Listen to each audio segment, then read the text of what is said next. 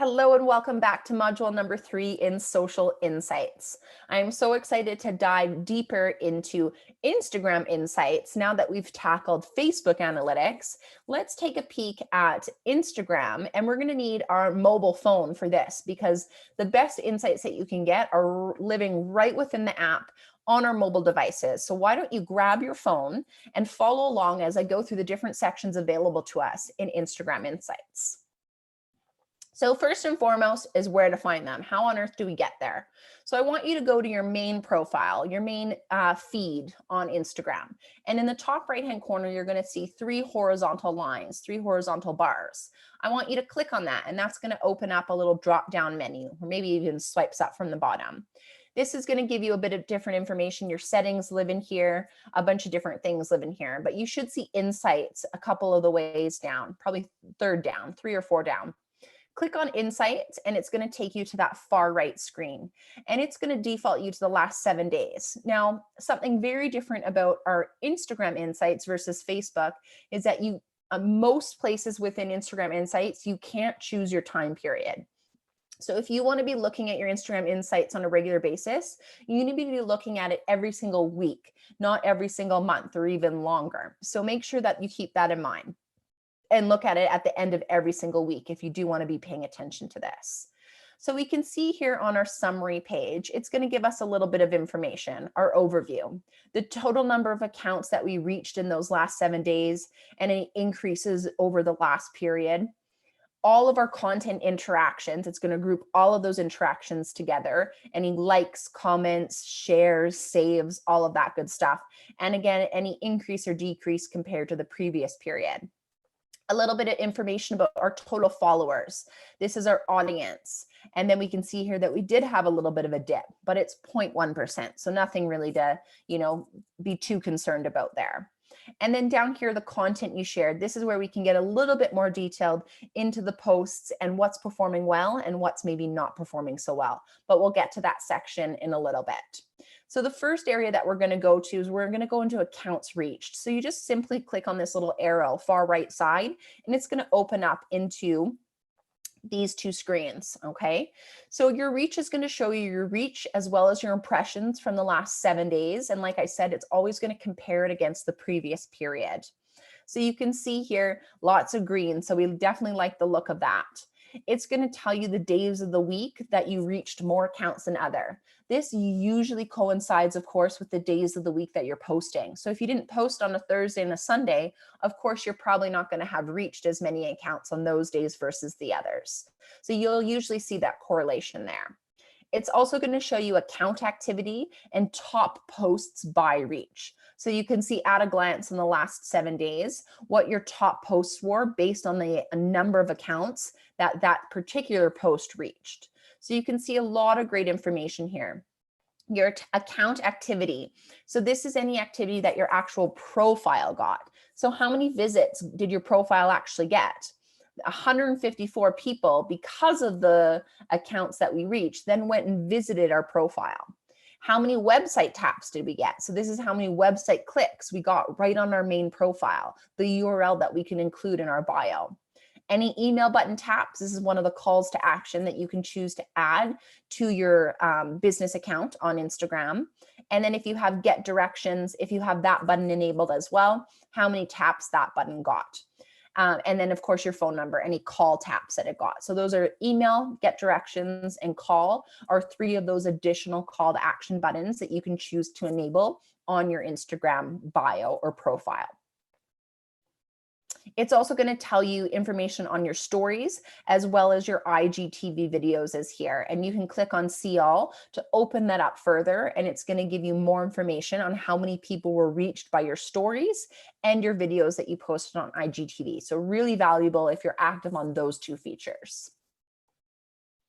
Okay, so now the next section below accounts to reach, this is just the overview screen again, right where you're going to land when you click on insights. The next section is your content interactions. So again, like I said, it's grouping them all together, almost 1,400 content interactions in the last 7 days. But if we click on that arrow on the far right side, it's going to open it up and it's going to tell us exactly what these interactions were. It's also like just before reach, it's going to show us our story and our IGTV interactions, as well as those top posts by interaction. So exactly the same as reach. But what I love about this is it breaks our interactions down by the 4 things that we really care about. So likes, of course, and this is a vanity metric. So I do want you to pay more attention to the other 3 over your likes. How many comments did your posts get over the last 7 days? And it's grouping all of your posts together, okay? Our saves. Saves is a big one because we know that people can save a post so that they can then go back to it at a later date. They can save it to a collection. Awesome. And then shares. How many people shared it, whether that's sharing it to their own story or sending it in a DM to one of their friends, one of their followers. So those 2 are really, really valuable engagement stats, interaction stats that we should be paying attention to, our saves and our shares. Okay, now the next section is our audience, our followers. Okay, so we had reach, we had interactions, engagement, and then we have followers. So it's going to show you your follower breakdown as well as your growth from the last 7 days. So pay more attention to your growth than just those total number of followers. There's always going to be peaks and valleys here. You're always going to lose some people. You're going to have some unfollows, but we always want to try and make sure that we have more follows than unfollows. But sometimes that just doesn't happen, and that's absolutely okay, as long as it's not something that's going to happen on a consistent basis. If it's a one-off or maybe it happens 2 times in a month, that's okay. It's also going to provide more information on your followers based on some of their demographics. So it's going to tell you the location that your followers are in. It's going to tell you what age brackets they fall into, gender, and when they're most active online. And it will tell you the hours of the day as well as days of the week of when they're most active online. So that's important to know because we should be posting when our followers are actively online. So we can see here that our followers, they're not really online from midnight to 6 a.m. So we're not going to be posting a ton, obviously, during that time. Pretty consistent from 9 a.m. through to about 7 p.m. But we can see here ever so slightly that like 6 p.m. block. And so it's probably from about 5 to 7 is a little bit more engaged than all the others. So maybe that's when we're scheduling our content for. We can see that predominantly our followers are women, and this is quite a drastic difference. So that's something to keep in mind. And then we have 2 age brackets that are pretty similar in length here, 25 to 34 years old, and then 35 to 44 years old. So we know that our core demographic, our core audience is from 25 to 44 years old. So we should keep that in mind when we're creating content so that we're creating content that's going to appeal to that age group. And then we know that the majority of our followers are living in Calgary. And then all the other cities here that are listed are a little not nearly as predominant as Calgary is. So something to keep in mind. We are a Calgary-based business, so that doesn't necessarily surprise us, that metric. Okay, now the next section, and this is probably the most important section to pay attention to, is our content section. So again, on our main insights page, this is the summary page that it's going to land you on when you click on insights from the get-go.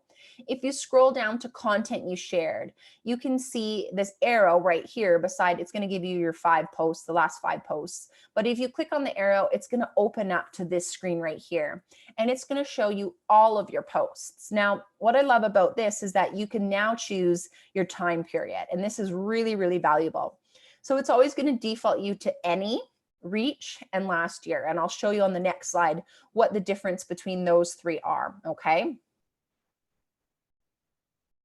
Okay, so here we can see that we can sort our post performance based on type, and this is where any is. So select your post type. Any, it's going to include all of your posts. If you just want to look at your photos or just your videos or just your carousel posts, a multi-photo post, you can do so as well.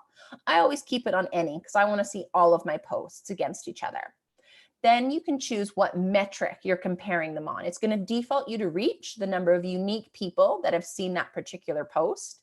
But there are so many different metrics available here. And that's what I love about Instagram Insights. So you can open it up and you can sort them by comments, a really valuable engagement metric. How many email button taps specific posts got you? How many follows? get direction taps, impressions, total number of eyeballs on a post, likes, more of a vanity metric, any post interactions. So it's going to include all of the interactions in one. Profile visits, reach is what it defaults to, saves, shares. So I would always look at your reach, maybe your impressions. I would look at saves, shares, and comments. If you're just going to look at a few, I would focus on those ones.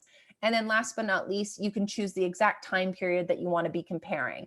It will default you to the last year. I always like to look at this on a monthly basis, so I'm going to go the last 30 days. But if you want to look in the last week, you can do that. Quarterly, 6 months, last year, or last 2 years. So I'm usually looking at the last 30 days, but that's up to you.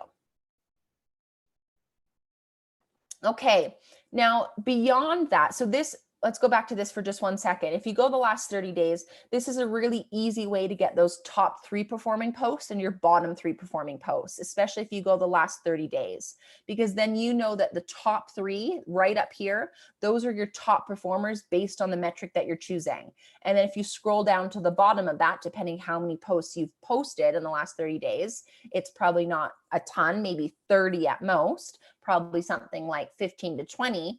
If you go down to the bottom, those bottom 3, that's your bottom 3 performing posts. So then pay attention to that as you go through the different metrics.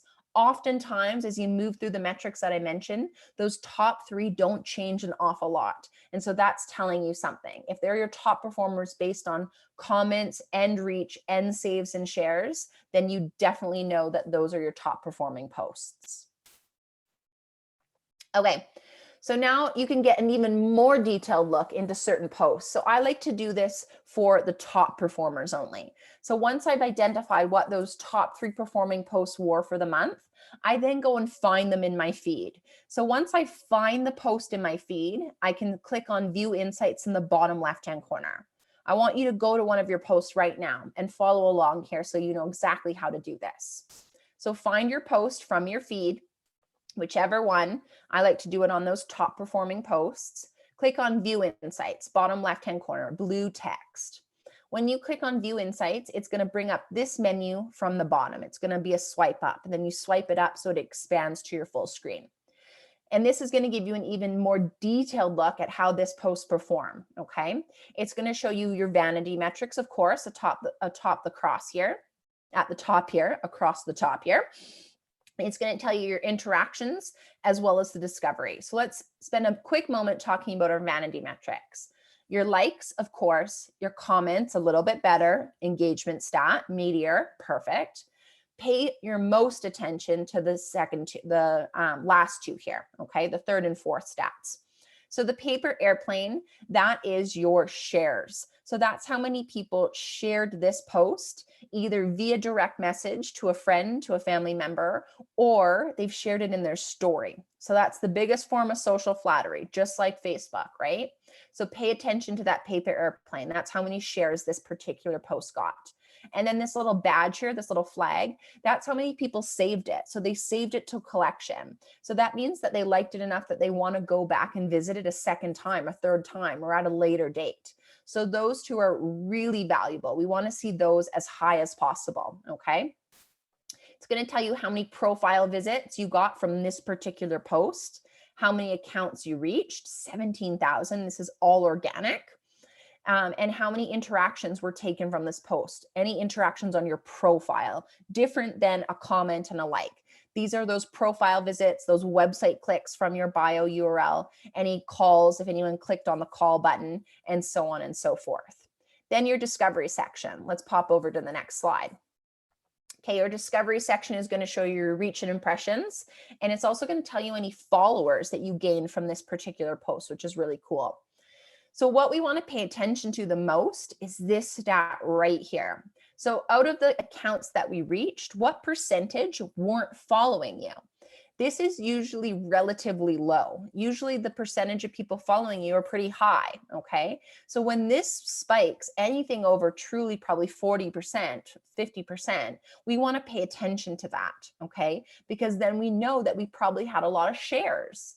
It got a little bit more attention, and then by having people share it either on their stories or via direct message, That's going to increase our reach, and it's going to increase our reach to people who weren't following us, to our non-fans. Awesome. And then as a result, we got 58 followers just from this one post. This is definitely one of the higher follower counts that we got from a specific post. So again, it's going to tell you your reach versus your impressions. So unique people reached versus total number of eyeballs on it. This is always going to be higher, okay? And then it's also going to break down your impressions from the hashtags you used, from your home screen. So that's the feed, okay? From the location, if you used a geotag, people actually clicked on the geotag in order to see this post. Awesome. And then other, and this is usually if people found you in the explore tab, okay? And that's either Instagram suggesting your account to people who follow accounts similar to yours, or they're just scrolling in their explore tab and they happened upon your post because you are similar to other accounts that they're following, okay? So that brings us to our 2 exercises for Instagram.